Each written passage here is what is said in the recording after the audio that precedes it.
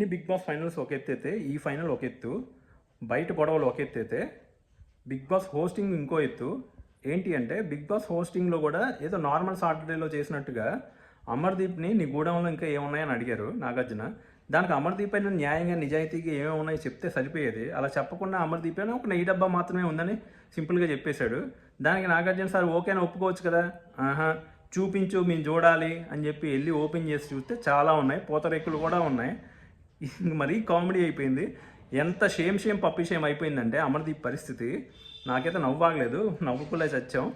ఇది కాక మళ్ళీ నాగార్జున సార్ లోపలికి వచ్చినప్పుడు కూడా ఇది ఒక్కటైనా గూడెం, ఇంకొక గూడెం ఉందా అంటే అక్కడ ఇంకొక గూడెం ఉంది సార్ అంటే అది మీకు తెలుసా అని చెప్పి పల్లవి ప్రసాద్ని అడగడం, అది మాకు తెలియదు సార్ అనడం, ఓన్లీ శోభ ప్రియాంక నాకు మాత్రమే తెలుసారని అమర్దీప్ గ్రేట్గా చెప్పుకోవడం.